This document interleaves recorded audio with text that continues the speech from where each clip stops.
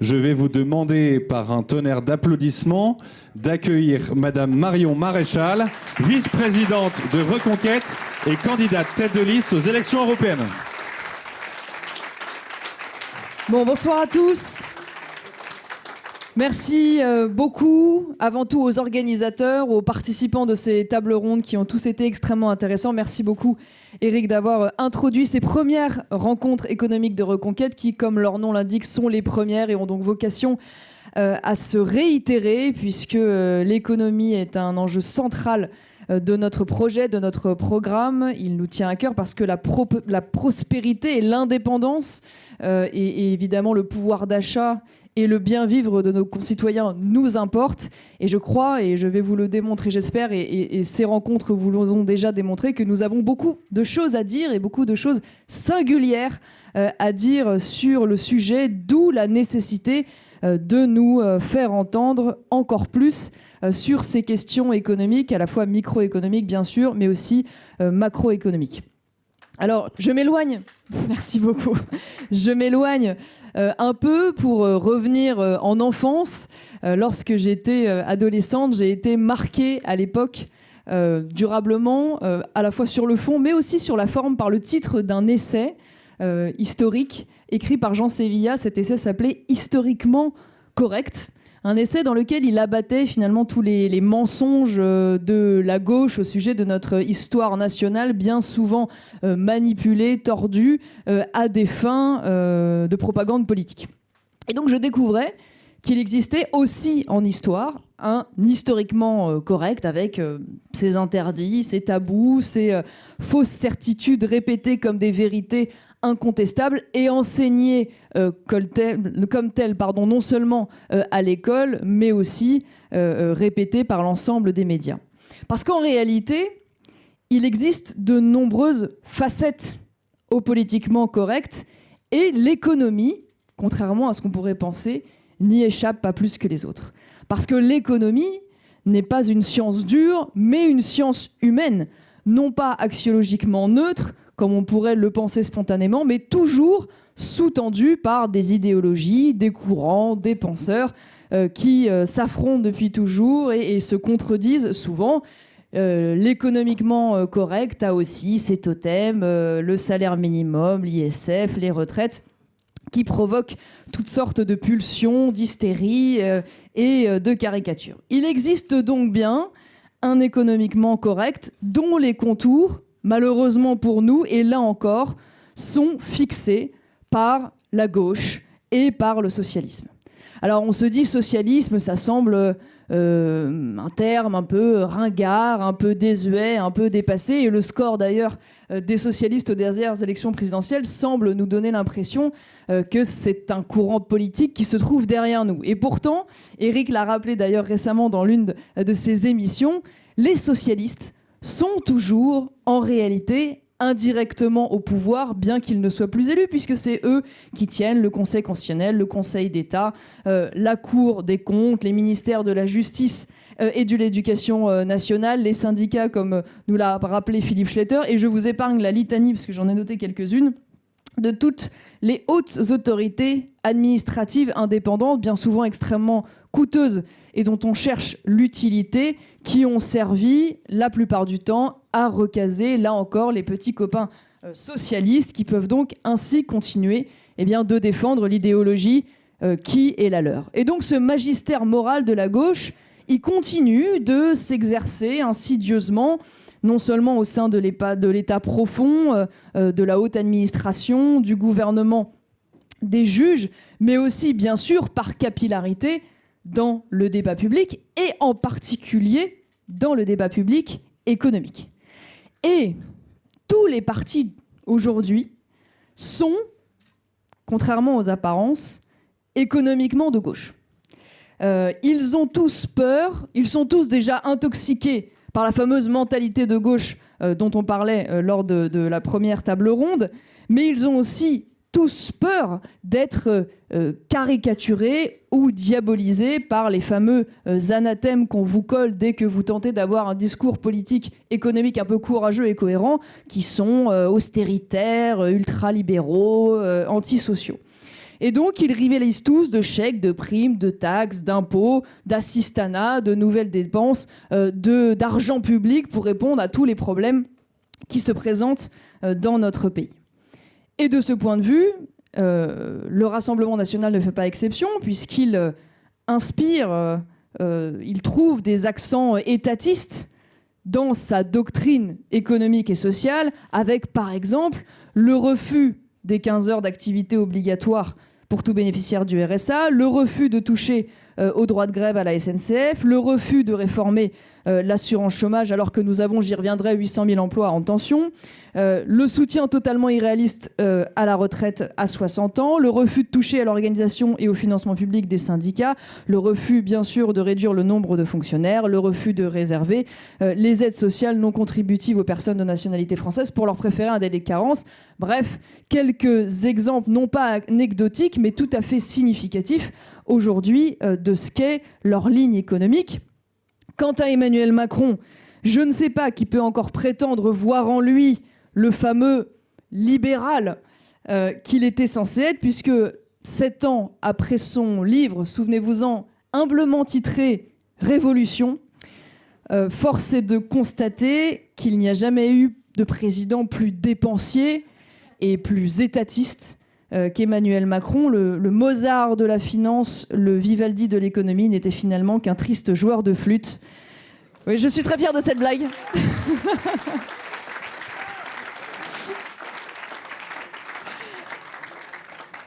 Puisqu'aujourd'hui, la France compte 5,6 millions d'agents publics et encore davantage, d'après ce que nous disait le dernier intervenant, soit l'équivalent de 93 fonctionnaires pour 1000 habitants.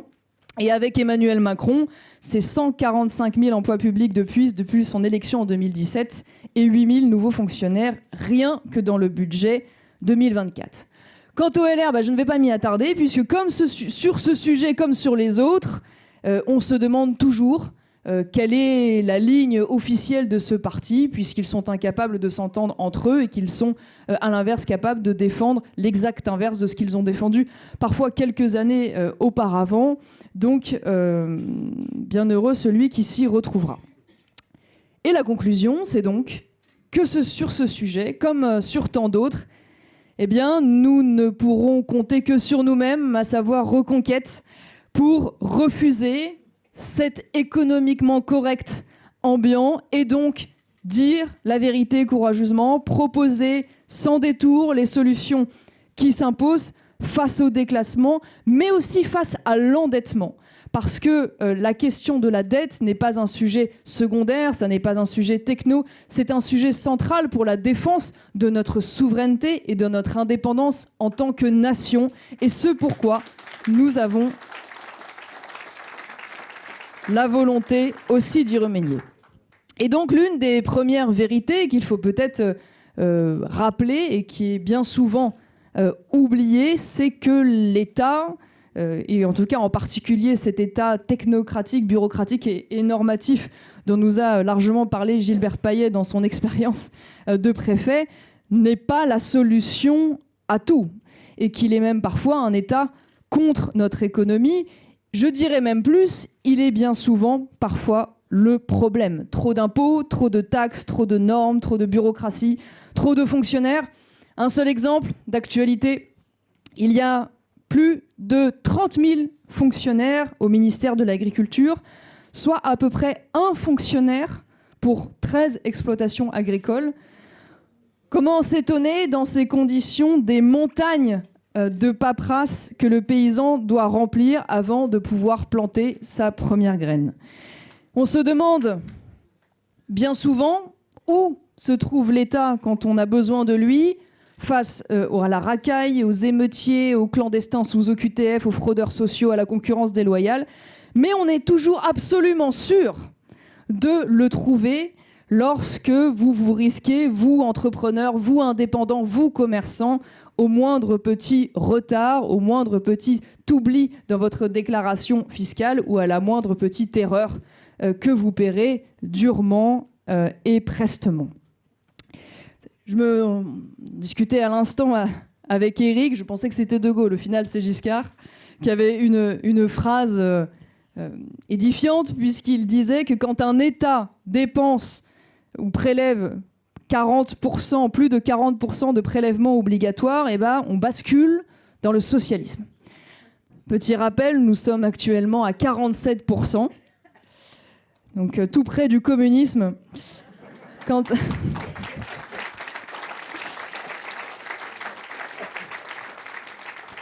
Et c'est vrai que les chiffres sont saisissants. Nous, on est la grenouille dans l'eau tiède, vous savez, avec cette eau qui chauffe de plus en plus. Donc, on ne mesure plus à quel point aujourd'hui nous sommes spoliés par cet État pour, de surcroît, des services publics de plus en plus défaillants et de moins en moins d'ailleurs adressés aux Français, tant l'immigration provoque l'embolie et la ruine de ces services publics. Mais j'ai deux exemples simples, qui sont ceux de votre quotidien finalement, puisque quand un Français gagne 100 €, l'État lui en laisse 47 après impôt, contre 58 € dans le reste de l'Europe.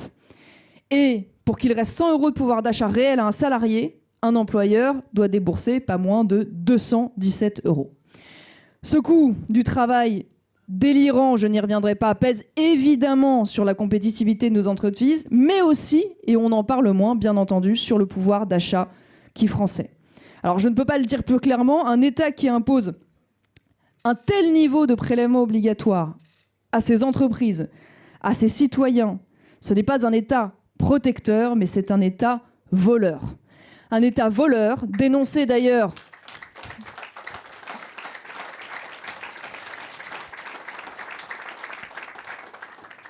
un vol dénoncé chaque mois par Éric Zemmour, le 16 du mois, puisque le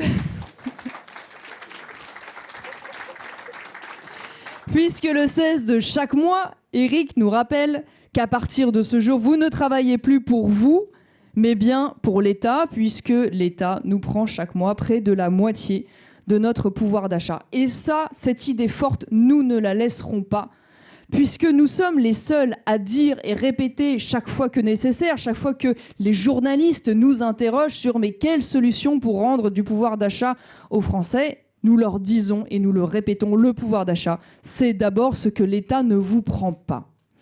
Entre 1983 et aujourd'hui, nous sommes passés sur notre fiche de paie de 3 lignes à 15 pour 3 fois plus de cotisations salariales.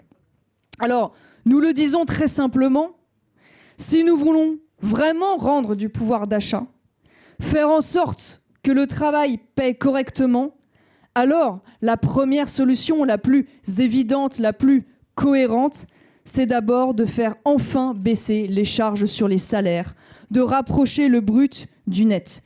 Mais pour cela, il faut faire des choix.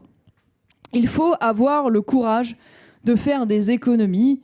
Et les premières de ces économies, nous en avons parlé, c'est d'abord bien sûr de s'attaquer aux excès, aux dérives, aux abus des dépenses sociales devenues folles dans notre pays.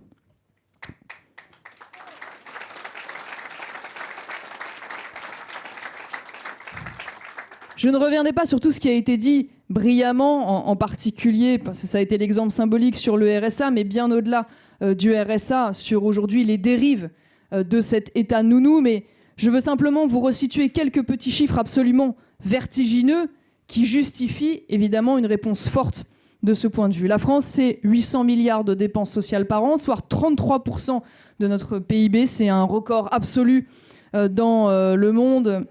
Sarah nous le rappelait d'ailleurs tout à l'heure, la France verse à elle seule 15% de l'ensemble des dépenses sociales dans le monde. Et rien ne semble pouvoir arrêter cette fuite en avant. Pour vous resituer un peu aujourd'hui où se positionnent les priorités de l'État, sur 1 000 € de dépenses publiques, il y en a 573 pour les dépenses sociales. Et en parallèle, il y en a, pour ne citer que cela, 29 € pour la justice et la sécurité intérieure, sur 1 000 € donc, et 30 € pour la défense. Voilà.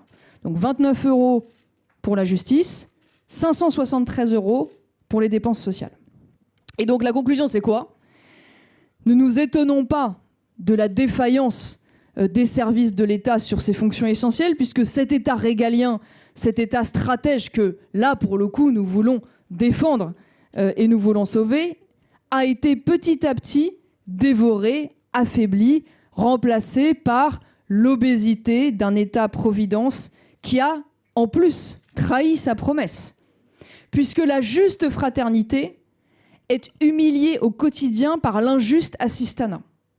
Et quand vous aidez beaucoup trop ceux qui ne le méritent pas, quand vous récompensez le fameux droit à la paresse de Madame Rousseau, eh bien, vous vous empêchez d'aider vraiment ceux qui en ont besoin et vous dévalorisez ceux qui font l'effort chaque matin de se lever pour aller travailler et pour payer leurs impôts en bons citoyens.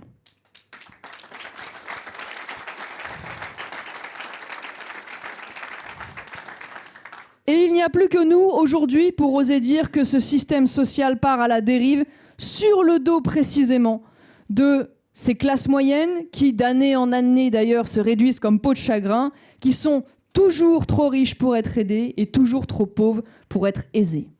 Alors il est temps de rappeler cette évidence oubliée par cette fameuse mentalité de gauche que le seul revenu légitime est celui tiré du travail et non de l'assistanat, qui ne doit donc jamais être inconditionnel et illimité. Oui, nous avons fait un choix clair, qui est d'abord celui de la France des travailleurs et des entrepreneurs, face à une France du RSA et de la CMU, de la prime d'activité et du maquis des allocations. Donc nous le disons et le réaffirmons, nous sommes aujourd'hui le seul parti anti-assistanat de France qui défend véritablement à la fois le pouvoir d'achat, mais aussi la compétitivité de nos entreprises.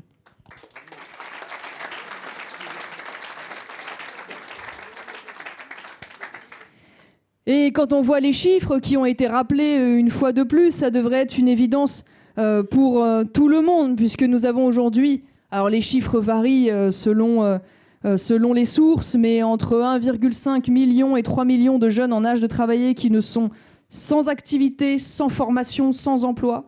Nous avons aux alentours de 5 millions de chômeurs, 800 000 emplois non pourvus, ça a été dit, 2 millions de foyers au RSA, dont plus de la moitié ne sont pas inscrits à Pôle emploi. Cherchez l'erreur. Il y a indéniablement une erreur dans notre pays et de ce point de vue, nous serons toujours de ceux qui défendent l'idée de pouvoir précisément durcir les conditions d'accès à certaines aides aujourd'hui utilisées non plus simplement comme des aides d'urgence ponctuelles qui doivent aider au retour au travail, mais véritablement comme des modes de vie abusifs. Et le RSA, évidemment, en est une des démonstrations les plus manifestes. La deuxième vérité que nous devons nous réaffirmer avec courage, car ça n'est pas toujours évident, c'est d'arrêter de présenter la dépense publique comme la solution à tous nos problèmes. Si nous voulons évidemment baisser la dépense publique de l'État, il faut bien sûr parler de l'immigration, qui est une des causes majeures de ce tonneau des Danaïdes, mais qui n'en est pas l'unique. Nous pouvons baisser la dépense publique de plusieurs dizaines de milliards d'euros par an, si tant est que nous ayons une vraie logique de réduction de gaspillage et, je l'ai dit tout à l'heure, la volonté de recentrer systématiquement le périmètre de l'État sur les services publics régaliens et essentiels. Il y a dans notre pays trop d'argent dépensé et surtout, bien souvent, trop d'argent mal dépensé. Il y a beaucoup d'exemples que je pourrais vous donner. Je pense notamment à la formation professionnelle, mais le plus édifiant est probablement l'école publique, l'éducation nationale. Ça a été également rapidement évoqué tout à l'heure, mais depuis des années, nous n'avons de cesse d'augmenter le budget de l'éducation nationale jusqu'au point d'en faire aujourd'hui le premier budget de l'État. L'éducation nationale française est le plus grand employeur du monde. Et pour quel résultat ? Le fiasco. Le fiasco. Il n'y a pas d'autre mot, puisque tous les classements PISA et internationaux nous démontrent que l'éducation nationale ne remplit plus sa mission depuis maintenant de nombreuses années. Et donc, il faut le dire, arrêtons d'augmenter ces budgets. Au contraire, baissons-les, mais surtout baissons-les en réaffectant ces dépenses publiques de l'abus administratif vers les véritables missions d'enseignement. Et surtout, typiquement dans l'éducation, arrêtons d'avoir peur du privé face au public. Laissons le privé respirer, laissons le privé exister, laissons le privé, en complément de l'éducation nationale, proposer des offres singulières et adaptées avec en plus le bénéfice démontré par tous les rapports qu'en effet un élève scolarisé, y compris sous contrat, c'est-à-dire donc avec la participation de l'État, coûte in fine moins cher à la fois dans le primaire et le secondaire qu'un élève au sein de l'école publique.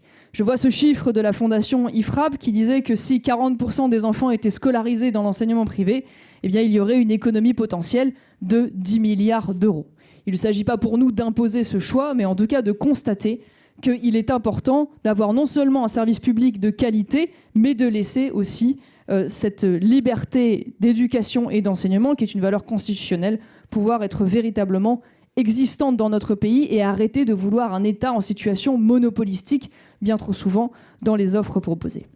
Alors je vous épargne toutes les réformes sur les 400 opérateurs indépendants, les 700 organismes divers d'administration centrale et leurs 500 000 agents publics. Nous considérons qu'il faut supprimer au moins la moitié des autorités administratives indépendantes, tout comme le Conseil économique et social et le Césaire, pour la bagatelle de 300 millions d'euros d'économie. Alors,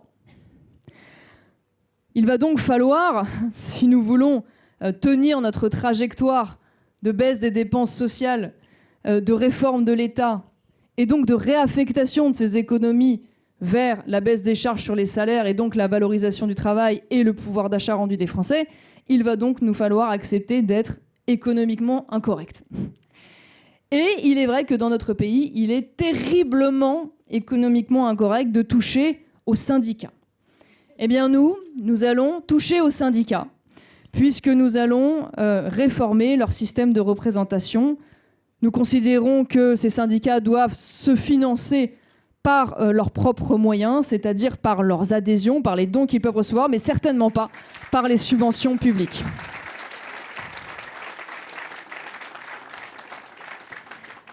Ah oui, dans notre pays, il est économiquement incorrect de toucher à certains corporatismes et privilèges. Eh bien, nous, à Reconquête et avec Éric Zemmour, nous disons qu'il faut, par exemple, supprimer le régime des intermittents du spectacle, un système qui n'existe dans aucun autre pays de l'OCDE, qui coûte 1 milliard d'euros par an, qui représente un quart du déficit de l'assurance chômage, alors qu'il ne porte que 3% des chômeurs. Tout comme il serait juste de supprimer la niche fiscale objectivement totalement injustifiée dont bénéficient aujourd'hui les journalistes et qui coûte à l'État la bagatelle de 35 millions d'euros chaque année. Les régimes spéciaux, bien sûr, nous étions de ceux qui considérions que ces privilèges, pour la plupart d'entre eux, n'avaient plus lieu d'être et auraient dû être supprimés immédiatement, contrairement à ce que propose aujourd'hui la réforme d'Emmanuel Macron, qui n'a fait que procrastiner et renvoyer ces suppressions à plus tard. Dans notre pays, il est aussi économiquement incorrect de parler du statut de la fonction publique.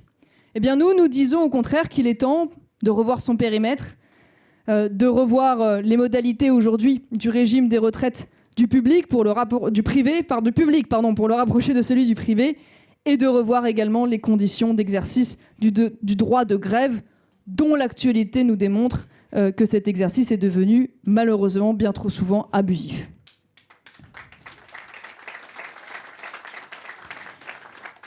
Et enfin, dans notre pays, il est économiquement incorrect de parler de retraite par capitalisation. Eh bien, nous, à Reconquête, nous avons été de ceux qui avons publiquement affirmé qu'il était nécessaire, oui, de réfléchir à la mise en place d'une strate de retraite par capitalisation en complément d'une base de retraite par répartition en vue de pouvoir précisément sauver la retraite des Français. Alors, réformer l'État, baisser les dépenses, lutter contre l'assistanat, revaloriser le travail, réformer l'État, comme je vous le disais, ne suffira pas. Il faut aussi changer de modèle économique. Je m'attarderai moins sur ce sujet. Vous connaissez notre attachement à l'industrie, à la politique de l'offre, à la protection de nos marchés, à la nécessité d'une priorité nationale et locale, y compris en économie, sur les marchés publics. Mais nous avons, depuis le départ, et Éric Zemmour l'a ardemment défendu lors des élections présidentielles, nous avons ardemment à cœur l'idée, bien sûr, de défendre la fameuse compétitivité de nos entreprises. Et pour ce faire, nous avons porté la suppression d'une grande partie de ces impôts particulièrement injustes que sont les impôts de production. Une promesse qui n'est toujours pas tenue par ce gouvernement, alors que ces impôts de production représentent 4,5% du PIB en France contre 1% en Allemagne et sont évidemment un drame donc, pour la compétitivité de notre industrie en particulier. J'ajouterais, dans le cadre de cette grande logique rupture dans le modèle économique, qu'il nous faut rompre, et là aussi nous ne serons pas bien nombreux à le défendre, avec la vision fanatique de l'écologie des Verts, portée notamment...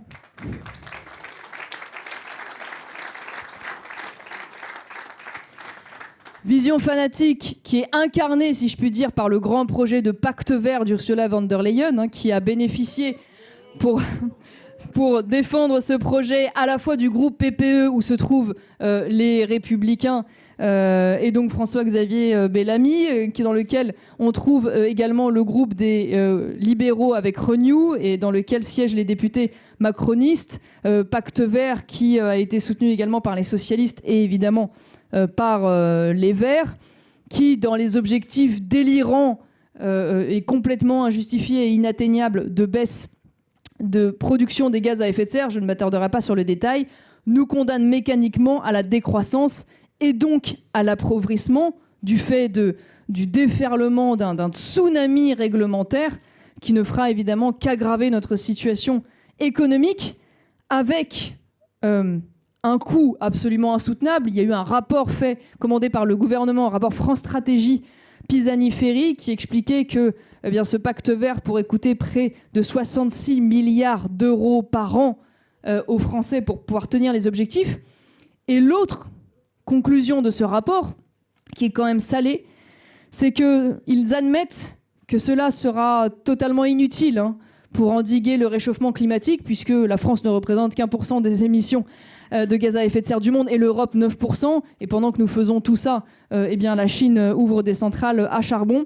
Mais que c'était une nécessité morale pour les Européens d'organiser leur décroissance et leur appauvrissement à travers le pacte vert. Voilà donc...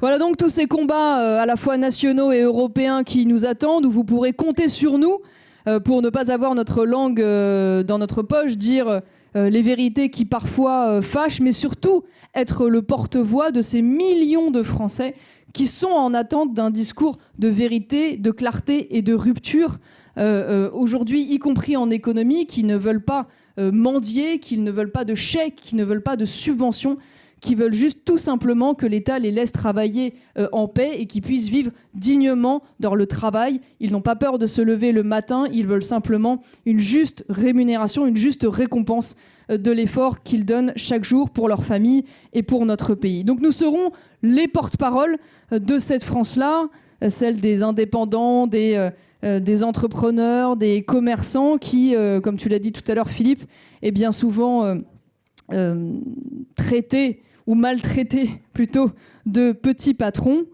Et pour ce faire, nous n'aurons pas peur de briser tous les tabous sur les fameuses raisons de ce grand déclassement et de défendre la France du travail face à l'assistanat et l'augmentation des salaires plutôt que l'augmentation des impôts et des charges.